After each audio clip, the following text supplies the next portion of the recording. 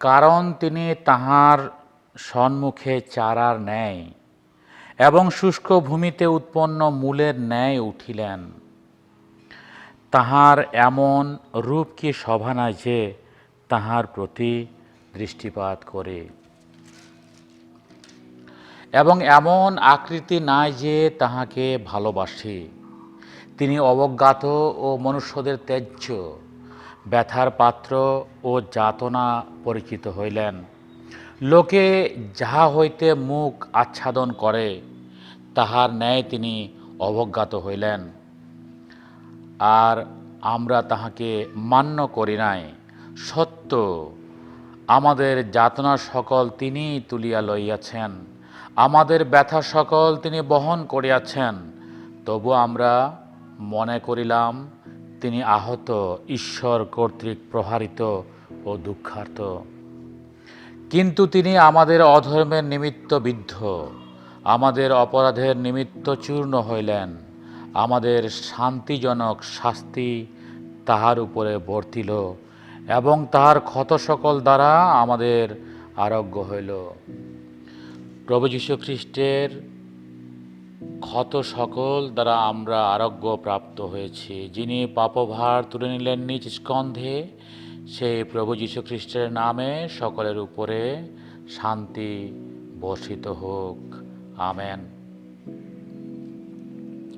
আমরা পবিত্র ক্রুশীয় সপ্তাহে রয়েছি। আজকের দিনের নির্ধারিত বাইবেল পাঠ লুক 22 অধ্যায় 39 থেকে 32 পদ। আজকের আমরা পবিত্র ক্রুশীয় সপ্তাহে রয়েছে। আজকের দিনে নির্ধারিত বাইবেল পাঠ পবিত্র বাইবেল লুক লিখিত সুসমাচার 22 অধ্যায় 39 থেকে 62 পদ, এবং পবিত্র বাইবেল যাত্রা পুস্তক 12 অধ্যায় 43 থেকে 51 পদ। আমরা লুক লিখিত সুসমাচার 22 অধ্যায় প্রথমের দিকে যদি যাই, সেখানে দেখব 7 পদ থেকে, পরে তালিশূন্য রুটির দিন, অর্থাৎ যেদিন নিস্তার পর্বের মেষ শাবক বলিদান করিতে হইত, সেই দিন আসিল। অর্থাৎ এই জেরুজালেমে লোকেরা সমাগত হতো এই নিস্তার পর্ব পালনের জন্য, এবং নিস্তার পর্ব সেখানে পালন করা হতো, বা উদ্ধার পর্ব তারা পালন করত। যেদিন তারা মিশরে সেই আঘাত থেকে, দশম আঘাত থেকে রক্ষা পেয়েছিল, সেই নিস্তার পর্ব তারা এই জেরুজালেমে পালন করতেন। এই পর্ব উপস্থিত প্রভু যীশু তার শিষ্যদের নিয়ে বসলেন,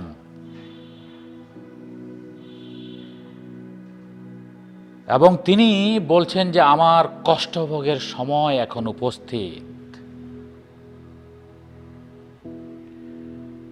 তিনি এই পর্ব পালন করলেন।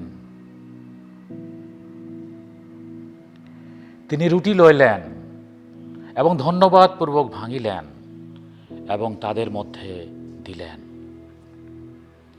তিনি পান পাত্র নিলেন এবং ঈশ্বরকে ধন্যবাদ দিলেন এবং তাদেরকে দিলেন,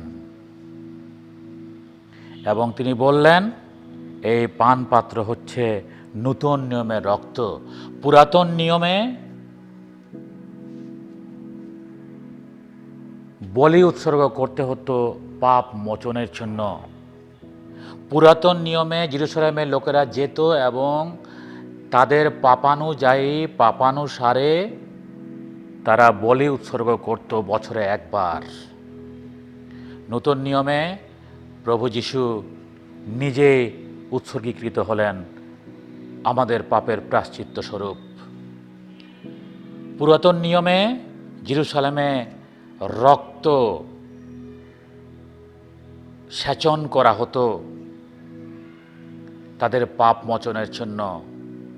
নতুন নিয়মে প্রভু যীশু নিজের রক্ত সেচন করলেন যেন আমরা পাপ থেকে মুক্তি পাই, আমাদের পাপের যেন প্রায়শ্চিত্ত হয়।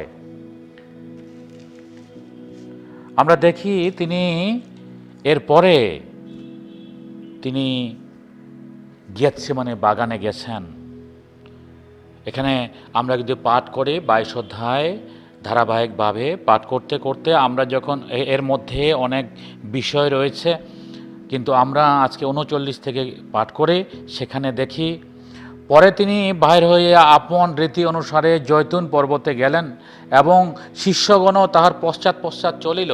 প্রভু যীশু তার শিষ্যদের নিয়ে একসঙ্গে সেই জৈতুন পর্বতে গেলেন, সেই গেতসেমানে বাগানে আপন রীতি অনুসারে, অর্থাৎ তিনি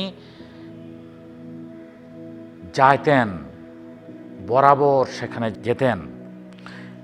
এই নিস্তার পর্ব পালনের পরে আমরা যদি ধারাবাহিক পাঠ করতে করতে আসি, এই 22 অধ্যায় 38 পদ পর্যন্ত অনেক বিষয় এখানে লিখিত রয়েছে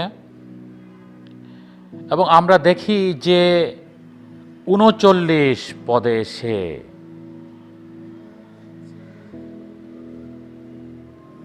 প্রভু যীশু তার শিষ্যদের নিয়ে জৈতুন পাহাড়ে গেলেন। পরে তিনি বাহির হইয়া আপন রীতি অনুসারে জৈতুন পর্বতে গেলেন এবং শিষ্যগণও তাহার পশ্চাৎ পশ্চাৎ চলিলেন। তিনি শিষ্যদের নিয়ে জৈতুন পর্বতে গেলেন আপন রীতি অনুসারে। প্রভু যীশুর রীতি ছিল সেখানে যাওয়ার। সেই স্থানে উপস্থিত হইলে পর তিনি তাহাদিগকে বলিলেন, তোমরা প্রার্থনা করো যেন পরীক্ষায় না পড়ো। তার সেখানে যাওয়ার রীতি ছিল, কারণ তিনি সেই স্থানকে ভালোবাসতেন। সেখানে গিয়ে তিনি যথারীতি প্রার্থনা করতেন, যথারীতি তিনি সেখানে গিয়ে প্রার্থনা করতেন। আমরা এই মধ্যবর্তী বাগানে আছি এখন। এদেন উদ্যানে জীবনের ইতিহাস শুরু হয়েছিল, পাপের ইতিহাস শুরু হয়েছিল। প্রথম আদম পাপে পতিত হয়েছিলেন, অবাধ্য হয়েছিলেন, ঈশ্বর থেকে লুকিয়েছিলেন। গেতসেমানে বাগানে নতুন জীবন শুরু হয়েছিল। এটি মধ্যবর্তী বাগান, আমরা যেখানে আজকে রয়েছি, যেখানে নতুন জীবনের শুরু হয়েছে। পবিত্র বাইবেলের শেষ অধ্যায়ে যেখানে আমরা আরেকটি বাগান দেখতে পাই, সেখানে এইরূপ একটি বাগান দেখতে পায়। আর তিনি আমাকে জীবন জলের নদী দেখাইলেন, তাহা স্ফটিকের ন্যায় উজ্জ্বল, তাহা ঈশ্বরের ও মেষশাবকের সিংহাসন হইতে নির্গত হইয়া তথাকার চকের মধ্যস্থানে বহিতেছে। নদীর এপারে ও পারে জীবন বৃক্ষ আছে, তাহা 12 বার ফল উৎপন্ন করে, এক এক মাসে আপন আপন ফল দেয়, এবং সেই বৃক্ষের পত্র জাতিগণের আরোগ্য নিমিত্ত। এই জীবন নদী, এই চমৎকার একটা বাগান, নতুন পৃথিবী, যেখানে জীবন জল, জীবন বৃক্ষ রয়েছে। আমরা এদেন উদ্যান দেখেছি, আমরা জীবন নদী যেখানে জীবন বৃক্ষ রয়েছে সে উদ্যান দেখেছি, মাঝখানে গেতসেমানে বাগান দেখছি যেখানে আমরা আজকে রয়েছি, যেখান থেকে বিজয়ের সূচনা হয়েছিল। প্রথম আদম পাপে পতিত হয়েছিলেন, দ্বিতীয় আদম পাপে পতিত হননি। প্রথম আদম অবাধ্য হয়েছিলেন, দ্বিতীয় আদম প্রভু যীশু, তিনি পাপে পতিত হননি। প্রথম আদম লুকিয়েছিলেন, দ্বিতীয় আদম খ্রিস্ট, তিনি প্রভুর কাছে লুকাননি। লুক লিখিত সুসমাচারে লুক দেখিয়েছেন 1 থেকে 4 অধ্যায় পর্যন্ত এ দ্বিতীয় আদম কিভাবে আসলেন, অর্থাৎ খ্রিস্ট কিভাবে আসলেন, তার জন্ম এবং তার বৃদ্ধি, প্রভু যিশুর আগমন কিভাবে হলো সেটি তিনি লিখেছেন। 5 থেকে 21 অধ্যায়ে প্রভু যিশু শিষ্যদের আহ্বান করেছেন, তাদের প্রশিক্ষণ দিলেন, তাদেরকে কাজের জন্য প্রেরণ করলেন। তিনি 70 জনকে আহ্বান করলেন, তাদেরকেও কাজের জন্য প্রেরণ করলেন এবং বিভিন্ন আরোগ্যদায়ী কাজ করলেন। তিনি লোকদের জন্য অনেক কাজ করলেন। আমরা এই অংশে এই বিষয়গুলো দেখতে পাই। 22 থেকে 24 অধ্যায়ে প্রভু যীশু এই ক্রুশ যাত্রায় রয়েছেন, আমাদের পাপের প্রায়শ্চিত্তের পথে রয়েছেন। তিনি নিজেকে ক্রুশে বলি দিতে যাচ্ছেন এবং এই অধ্যায়সমূহে তার বিচার, তার যাতনা, তার ক্রুশ, তার সমাধি, তার পুনরুত্থান রয়েছে। আমরা এই অংশে দেখি যে লূক লিখিত সুসমাচার 22 অধ্যায়ে 39 থেকে আমরা পাঠ করছি, এখানে তিনি গেতসেমানে বাগানে রয়েছেন। এই গেতসেমানে বাগান জেরুজালেম মন্দির থেকে পূর্ব দিকে ছিল। এটি খুব ঢালু ছিল, যেখানে ওঠা এত সহজ ছিল না। এখানে ওঠা খুব কঠিন। তিনি শিষ্যদের নিয়ে সেখানে গেছেন।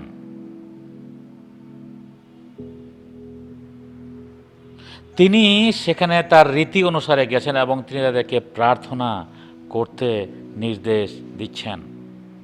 তার প্রিয় স্থানে তিনি উপস্থিত হয়েছেন, যেখান থেকে এই জেরুজালেম মন্দিরকে দেখা যেত, এই জেরুজালেম শহরকে চমৎকারভাবে দেখা যেত যে স্থান থেকে, এবং প্রার্থনার জন্য একটি উপযুক্ত স্থান এটি। এবং প্রভু যীশু এই স্থান থেকে বেছে নিয়েছিলেন যথারীতি প্রার্থনার জন্য। আমাদেরও নির্ধারিত স্থান থাকা উচিত, যেখানে আমরা প্রতিদিন যথারীতি প্রার্থনা করব। আমরা যেখানে আছি, যে সময় যেখানে থাকি, সেখানেই প্রার্থনা করতে পারি। আমরা যে কোনো সময়, যে কোনো স্থানে, যে কোনো অবস্থায় প্রার্থনা করতে পারি, কিন্তু প্রতিদিন নির্ধারিত জায়গায় প্রার্থনা করার জন্য নির্ধারিত স্থান থাকা দরকার, যেমন প্রভু যীশুর ছিল। পরে তিনি তাহাদের হইতে কম বেশ এক ঢেলার পথ অন্তর গেলেন এবং জানু পাতিয়া প্রার্থনা করিতে লাগিলেন, কহিলেন, পিতো, যদি তোমার অভিমত হয়, আমা হইতে এই পানপাত্র দূর করো, তথাপি আমার ইচ্ছা নয়, তোমার ইচ্ছায় সিদ্ধ হোক। আমরা প্রভু যীশুকে দেখি, তিনি শিষ্যদের থেকে একটু দূরে গেলেন, এক ঢালা পথ। সেখানে তিনি জানু পেতে, অর্থাৎ হাঁটু গেড়ে প্রার্থনা করতে লাগলেন। প্রভু যীশুর প্রার্থনার একটি স্টাইল ছিল বা ধরন ছিল, তিনি হাঁটু গেড়ে প্রার্থনা করেছেন। আমরা দাঁড়িয়ে চলতে চলতে যে সময় যেখানে থাকি সেভাবে প্রার্থনা করতে পারি, কিন্তু নিজস্ব প্রার্থনার ধরন থাকাটাও স্বাভাবিক। আমরা প্রভু যীশুর স্টাইল বা ধরন দেখি প্রার্থনার, তিনি জানু পেতে প্রার্থনা করেছেন। লূক যেহেতু চিকিৎসক ছিলেন, তিনি মানুষ হিসেবে প্রভু যীশুকে উপস্থাপন করছেন। প্রভু যীশু পিতার কাছে প্রার্থনা করছেন। তিনি বলছেন, পিতো, যদি তোমার অভিমত হয়, অর্থাৎ যদি তোমার ইচ্ছা হয়। তিনি ঈশ্বরের ইচ্ছার কাছে সমর্পণ করছেন নিজেকে। আমরা আমাদের ইচ্ছা ঈশ্বরকে বলি, যখন যা ইচ্ছা তখন তা বলি। আমরা ঈশ্বরের ইচ্ছার অপেক্ষা করি না, ঈশ্বরের অভিমত অনেক সময় অপেক্ষা করি না। কিন্তু এখানে যে প্রার্থনার ধরন প্রভু যীশু দেখিয়েছেন, আমরা যেন ঈশ্বরের ইচ্ছার উপর বা তার ইচ্ছাকে আমরা অপেক্ষা করি। তিনি বললেন, আমা হইতে এই পানপাত্র দূর করো। এই পানপাত্র অর্থ কি? এই পানপাত্র অর্থ হচ্ছে, এই পানপাত্রে যাতনা আছে, লাঞ্ছনা আছে, কষ্ট আছে, মর্মবেদী দুঃখ আছে, ক্রুশ আছে। এই পানপাত্রকে দূর করতে বলছেন। প্রভু যীশু কেন এই কথা বললেন? তিনি এই জন্যই এ কথা বলেছেন, যদি অন্য কোনো উপায়ে মানুষের পরিত্রাণ সাধন করা যায়, যদি অন্য কোনোভাবে মানুষের পরিত্রাণ মুক্তি সাধন করা যায়, যদি কোনো নিয়মের মধ্য দিয়ে, যদি আইনের মধ্য দিয়ে মানুষের পরিত্রাণ সাধন করা যায়, তা হোক, কিন্তু এটি আমার ইচ্ছা নয়, তোমার ইচ্ছা, তোমার ইচ্ছায় সিদ্ধ হোক। পাপ থেকে মুক্তির একমাত্র উপায় হচ্ছে প্রভু যিশুর ক্রুশ। আমরা প্রভু যিশু ছাড়া মুক্তি পেতে পারি না। তার রক্ত ছাড়া আর কিছুই আমাদের পাপের প্রায়শ্চিত্ত করতে পারে না। এখানে ঈশ্বরের ন্যায্যতা প্রকাশ পেয়েছে। রক্ত ছাড়া পাপের মোচন হয় না। পুরাতন নিয়মে পশু বলি দ্বারা পাপ মোচন হতো, এখন মানুষের পরিত্রাণের জন্য মানুষকেই বলিকৃত হতে হয়। কিন্তু পৃথিবীতে তো এমন কোনো মানুষ নেই যে পাপ ছাড়া রয়েছে। তাই নিষ্কলঙ্ক মেষশাবক প্রভুকে প্রয়োজন, নিষ্কলঙ্ক মেষশাবক প্রভু যিশুকে প্রয়োজন, যিনি কোনো পাপ করেননি। এই নিষ্পাপ মেষশাবক তিনি আমাদের জন্য বলিকৃত হলেন। আর যিশায়া 53 অধ্যায়ে প্রভু যিশুর বিষয়ে আমরা দেখি, যেখানে তিনি আমাদের পাপের জন্য চূর্ণীকৃত হয়েছেন, অবজ্ঞাত হয়েছেন, ব্যথার পাত্র হয়েছেন, আমাদের পাপভার তিনি বহন করেছেন। প্রভু যিশুই একমাত্র পথ পাপ থেকে মুক্ত হওয়ার জন্য। তখন স্বর্গ হইতে এক দূত দেখা দিয়া তাহাকে সবল করিলেন। পরে তিনি মর্মভেদী দুঃখে মগ্ন হইয়া আরও একাগ্রভাবে প্রার্থনা করিলেন। আর তাহার ঘর্ম যেন রক্তের ঘনীভূত বড় বড় ফোঁটা হইয়া ভূমিতে পড়িতে লাগিল। পরে তিনি প্রার্থনা করিয়া উঠিলে পর শিষ্যদের নিকটে আসিয়া দেখিলেন তাহারা দুঃখ হেতু ঘুমাইয়া পড়িল। আর তাহাদিগকে বলিলেন, কেন ঘুমাইতেছ? ওঠো, প্রার্থনা করো, যেন পরীক্ষায় না পড়ো। প্রভু যিশু প্রার্থনার শেষে তিনি উঠে আসছেন প্রার্থনা থেকে এবং শিষ্যদের দেখছেন তারা ঘুমিয়ে পড়েছে। এটি সচরাচর হয়ে থাকে আমাদের জীবনেও। আমরা যখন প্রার্থনা করতে বসি, ঠিক সে সময় মোবাইল বেজে উঠে। আমরা যখন প্রার্থনা করতে বসি, ঠিক তখনই আমাদের একটি কাজ এসে পড়ে। আমরা যখন প্রার্থনা করতে বসি, তখনই আমাদের কোনো না কোনো বিষয় হয় যেটা আমাদের প্রার্থনাকে বিঘ্নিত করে। এবং এখানে শিষ্যদের বেলায়ও তাই হয়েছে। তারা প্রার্থনা করতে বসছে আর সে সময় তারা দুর্বল হয়ে পড়েছে। আমাদেরও প্রার্থনার সময় দুর্বলতা, শারীরিক ব্যথা, বিভিন্ন বিষয় এসে পড়ে, যে কারণে আমরা প্রার্থনায় মনোনিবেশ করতে পারি না। শিষ্যদের ঠিক তাই হয়েছে এবং তিনি বলেছেন, পরীক্ষা থেকে উত্তরণের উপায়, জীবনের পরীক্ষা থেকে উত্তরণের উপায় একমাত্র পথ, একমাত্র উত্তরণের পথ প্রার্থনা করা। আমরা 47 পদ থেকে দেখি, তিনি কথা কহিতেছেন, এমন সময়ে দেখো অনেক লোক এবং যাহার নাম জিহুদা, সেই 12 জনের মধ্যে একজন, সে তাহাদের আগে আগে আসিতেছে। সে যিশুকে চুম্বন করিবার জন্য তাহার নিকটে আসিল, কিন্তু যিশু তাহাকে কহিলেন, জিহুদা, চুম্বন দ্বারা কি মনুষ্যপুত্রকে সমর্পণ করিতেছ?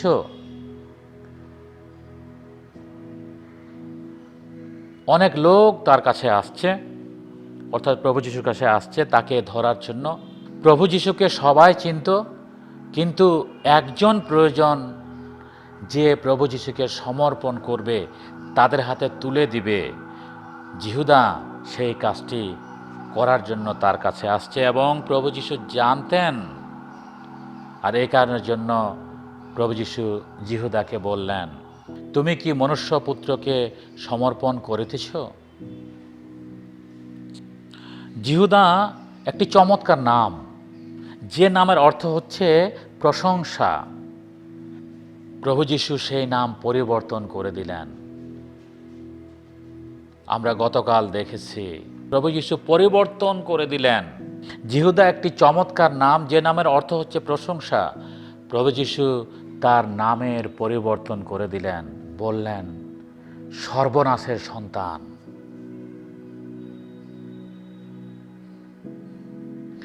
জিহুদা সব সময় সর্বনাশ বয়ে নিয়ে আসত।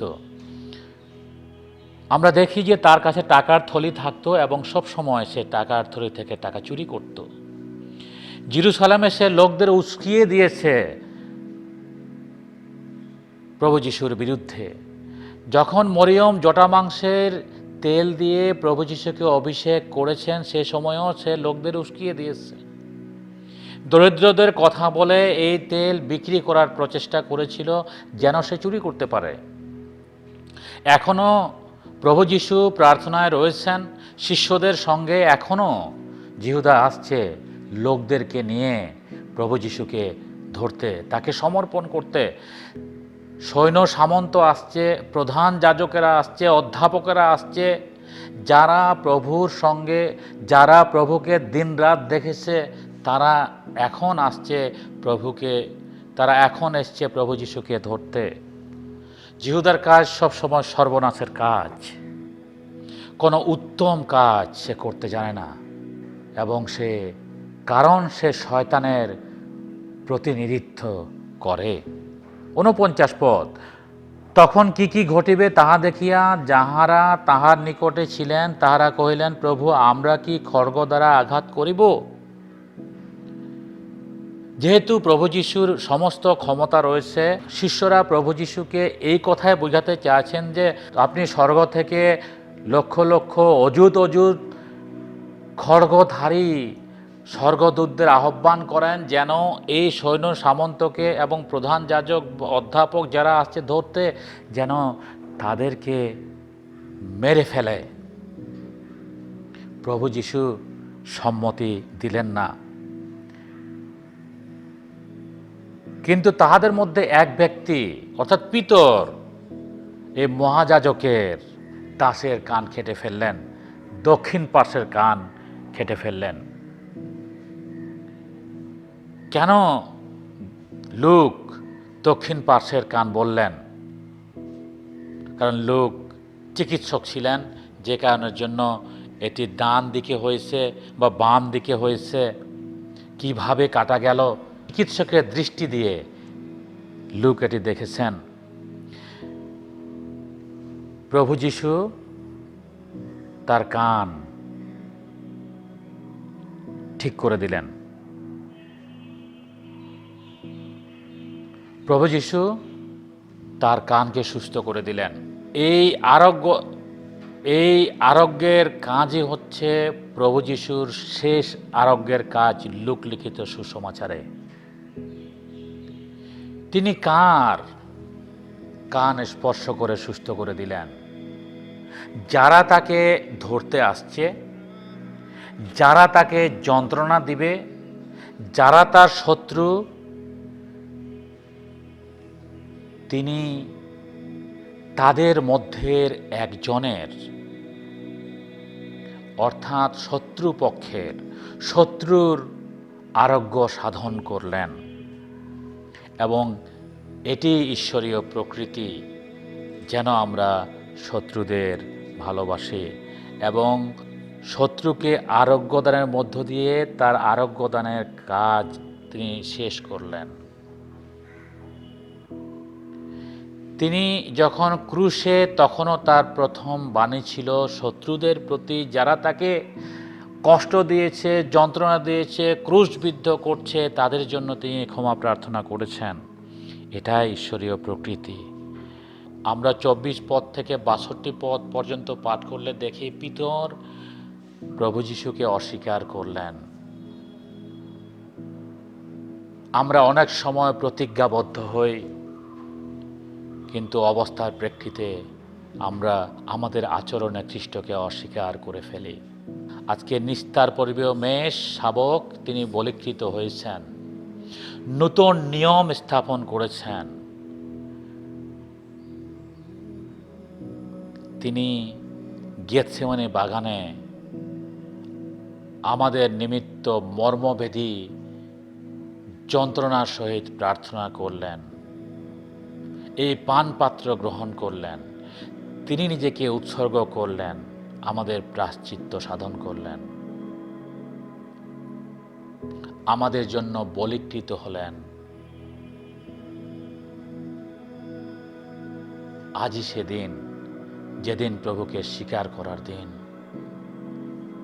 আজই সে ক্ষণ যখন প্রভুকে আমরা আমাদের জীবন তুলে দিব। আজই সেদিন যেদিন প্রভুর কাছে আমরা আত্মসমর্পণ করব। আজই সেদিন যেদিন তার নতুন নিয়মের সঙ্গে নিজেকে অংশী করব।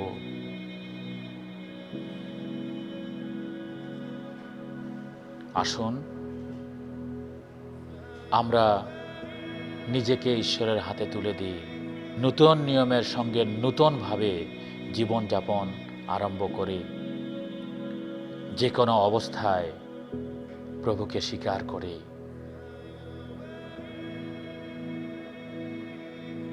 প্রভুকে বলি, প্রভু, আমি তোমাকে আর ক্রুশারোপিত করব না, আমি জীবনের নতুনতায় চলতে চাই।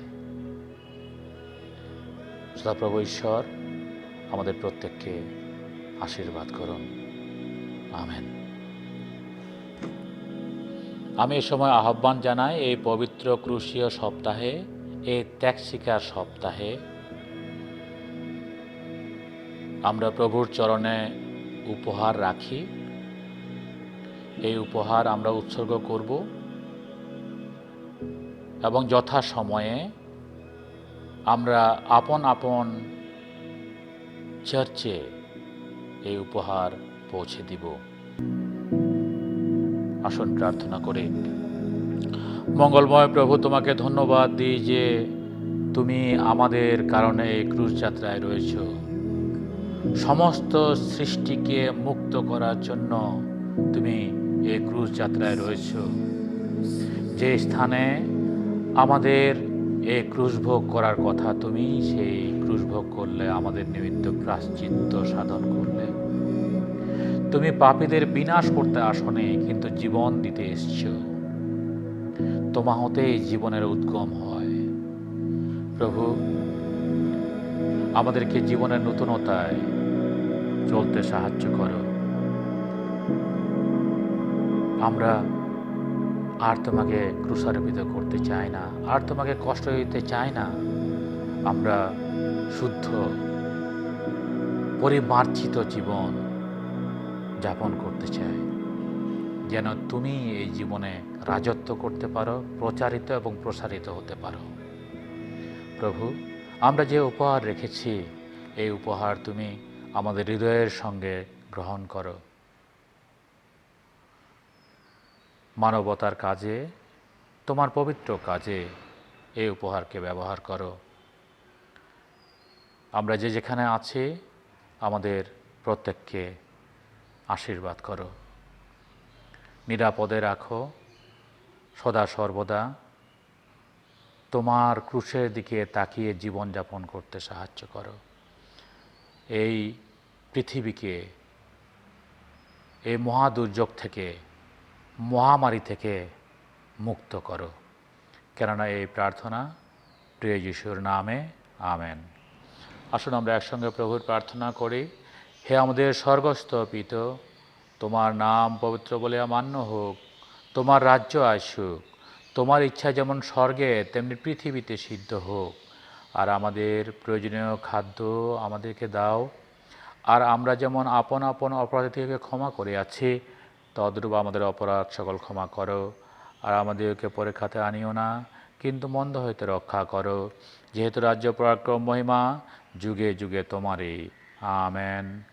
এখন পিতা ঈশ্বরের প্রেম, প্রভু যীশু খ্রিস্টের অনুগ্রহ, পবিত্র আত্মার অনুপম শান্তি, সহভাগিতা, ভালোবাসা, নিরাপত্তা এবং সুস্থতা আমাদের সহিত এবং সমস্ত সৃষ্টির সহিত এখন থেকে অনন্তকাল পর্যন্ত নিত্য নিরন্তর অবস্থিতি করুক।